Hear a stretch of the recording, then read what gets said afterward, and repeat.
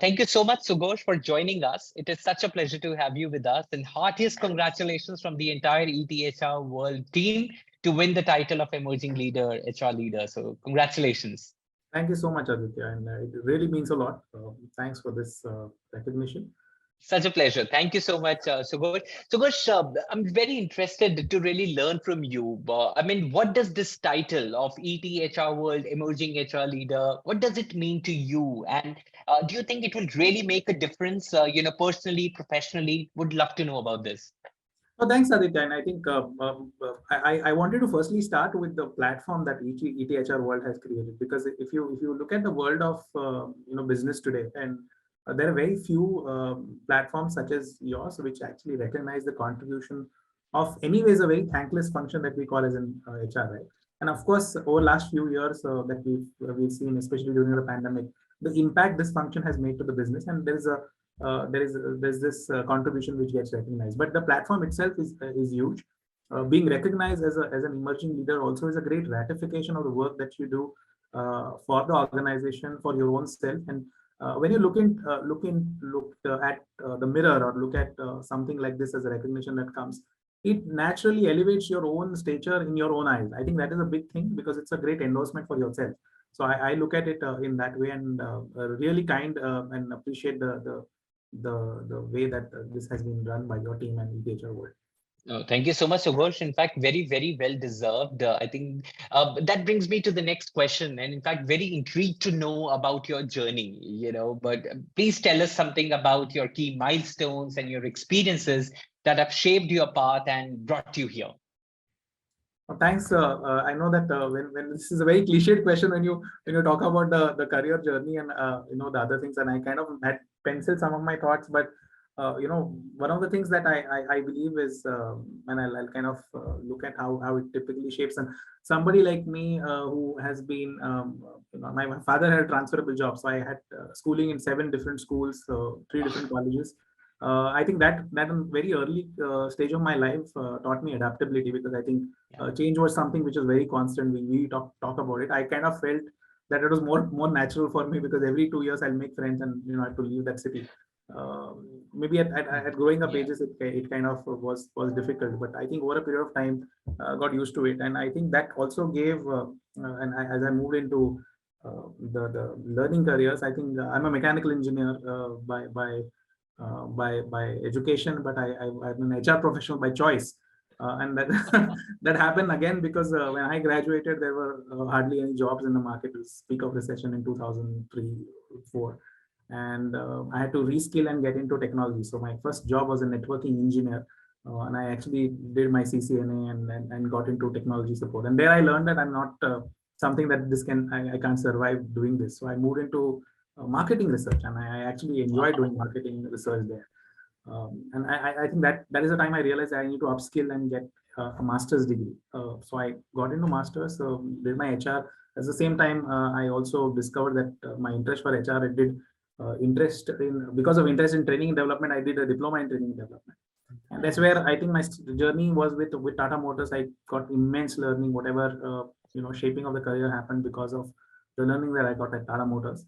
And then I moved into Infosys. That was again a peak of recession. There were hardly any jobs in the market, but I saw a huge advertorial that usually comes with Infosys saying that they are looking for HR professionals. I said, if somebody is looking for professionals at the time of recession, they ought to be literally looking for those jobs. So I applied, and I've been with Infosys for a little over 14 years now. In the today's world of work, when somebody says that you've been with the organization, people ask you usually 2 questions: either you couldn't find a job outside, or there's something definitely keeping you here. For me, the latter. It's the kind of roles that I enjoy doing within Infosys, and I'm very, very fortunate to have looked at different aspects of work. I started as a business HR partner, moved roles, and moved into heading our people transition aspects in Sweden. That opened my eyes, and I wanted to really prove my friends and other colleagues that they always had this perception that you can get into IT, but you will not have any on-site jobs in HR.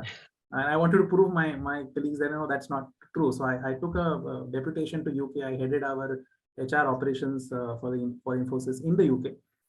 That of course helped me a lot in terms of understanding the business, understanding the leadership, managing the other aspects of business that usually you don't get to know in HR. But again, while I was doing this, I was staying away from my family, and I think that took a toll on my personal health. And I went through a huge depression and anxiety episodes, which had to be treated. And I know people don't talk about mental health and well-being, but the reason I want to share this is that in all of us in our careers, we go through ups and downs. The career affects our family, or the family affects our career. In my case, it happened in quick succession. So I had to come back to India, and I had to start afresh. Thankfully, my leadership here was supportive of giving me those roles, which could give me that slower start while I was on a treadmill and running. Well, like there's no tomorrow. After coming back, I had time to look at what are my priorities, and Yeah. that's where I got into training and development for the entire HR teams in Infosys, the initiative called Trailblazers. And something that clicked is that I have this thing that I call, and I'm sorry I'm taking much of your time, but um, a focus that my head of HR and I were focusing on is that HRpreneurship. How we talk about entrepreneurs and intrapreneurs, how HR can itself be a business generating function. How can we Hmm. focus on helping grow the revenue for the organization and Yeah. impact the bottom line? And that's where we incubated the HR consulting function, a very small function that I am very proud to start in Infosys, where we are kind of monetizing what we do in the function of HR and helping our business. It's a very small contribution, but the fact that I'm able to, we are self-sufficient in running our own business for my team. That gives me satisfaction that we are contributing to the business. And of course, different roles that I played, and slightly longish answer to your question. Today, I head a HR function for one of our retail logistics and consumer packaged goods unit. And while I do that, I also drive the employer branding initiatives for Infosys globally. So yeah.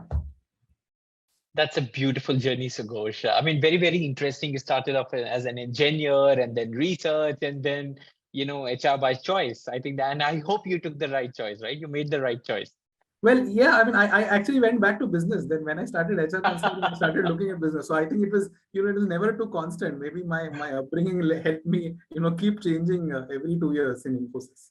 Yeah, and this is something that is very much needed as well. You also talked about mental wellness, and well-being. I think that is a very, very important part, and you shared a beautiful story, which makes a lot of sense today. That we really need to focus on those aspects as well. So thank you so much for sharing this journey. It's quite inspiring. And now I would love to know about your core values. So what are your fundamental principles that guide your actions and decision making? Thanks, Aditya, for asking that. I think it needs to be calibrated, but like you said, core values are something that don't change once you set them, and they're usually driven by your own experiences, your own Yes. beliefs. For me, I typically look at in the ranking order. If I look at my four values that haven't changed, is first is empathy. I mean, any person, any leader that is driving needs to have the empathy for the team, for the care and sincerity, genuine sincerity towards the team, genuine care for the team. So empathy is number one for me. That is a thing that guides any decision making that I do, especially in the function of HR. The other thing is empowerment. It's about the fact that when you let go of some of the things, that's very, very difficult to let go of the things that you've been doing yesterday, to delegate it or give it to somebody else, and you will be surprised with the kind of results that come through. And there's always this feeling that as a manager to a leader, when you do that transition, you feel that the things that you do are the best, are the best version of themselves, or the perfect way of doing things, but you're surprised when you actually empower others to do Yeah. the things. So actually giving power away. I think Yeah. that sounds very ironical, but that's the other thing that I'm driven by. The third thing is eagerness. Eagerness to learn, eagerness to try something. Be impatient. A lot of times, you have to be impatient in terms of getting those results done out of your teams. That's the third thing, and the last and the most important thing is to have the endurance, because any long run that you want to set yourself as a leader or a manager or in the field that you are in, the things that are changing. We're talking about AI and the way that it is disrupting our way. function, you need to have the endurance to go for the long run. It is not a sprint. It has to be a marathon that you need to focus on. Yeah. So, yeah. No, I particularly love this endurance part of it. I mean, that's very, very interesting and a very, very unique characteristic and a core value. I mean, thank you so much for sharing that. Now, what is your success mantra? What has really driven you? Yeah, I think uh, I don't know. I mean, the definition of success is different for different people. For me, one of my personal milestone that I achieved last year is to earn my PhD in the field of HR. And I think for me that was a great personal milestone in terms of success, if you call it, because this is a success for yourself, and that is where the endurance come from, which I was talking to you about. But for me personally, and very quickly, is the adaptability that has actually worked. The other thing is that a lot of times I have realized that as people usually guard you, especially when you start your career, says that you should not be doing any free work for anybody else. It has to be always this credit thing, and you need to work for a certain member. I have fortunately, unfortunately, never cared for it. And that has actually paid forward. So yes, there have been times that I've done work and I never got credit for it. All of us are in our careers have done those kind of things, and people will say, "Hey, you know what? I'm behind this." You have to let go of it and just forget it. And it pays you forward, surprisingly, in many ways. That's, I think, for me, that's a very quick way of putting it. I don't know if I was succinct enough to tell you about what my mantra would be, but yeah, if there is one of those mantras that I could talk about is to keep learning. I think constant learning is something that will help you. The curiosity is very important. Absolutely. And that's one of your core value as well, curiosity. So it really, really helps, to help you grow. You keep understanding what is it that the generation needs, that the world of work needs from you, and you keep building on that, and upskilling definitely helps you. That continuous learning, that's very, very important personally and professionally. Yeah. So agree with In you on fact, that point. Aditya, sorry to interrupt your flow of thought, but they say that curiosity killed the cat, and in the corporate world, curiosity will always help you bell the cat. Yes. So true, beautifully put. Okay, so what is the advice that you have for young HR leaders? What words of wisdom or guidance do you have, for the younger generation aspiring to follow in your footsteps?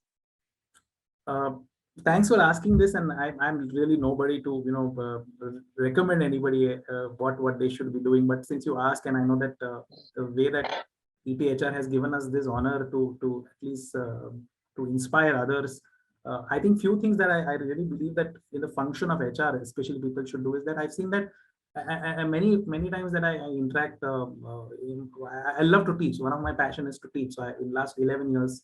I've been teaching, been associated with academia, and go and interact with students. One of the things I always tell the HR, students and budding professionals is the fact that there is this misconception that people in HR carry, that once they are in the field of HR, they have to be only focused on the function of HR.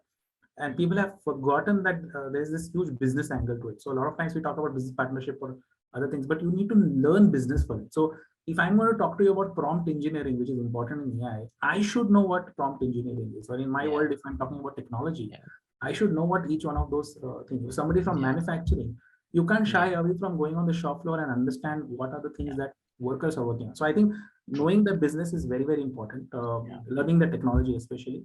The other thing is I think as HR professional, we should be ready to have portfolio of careers.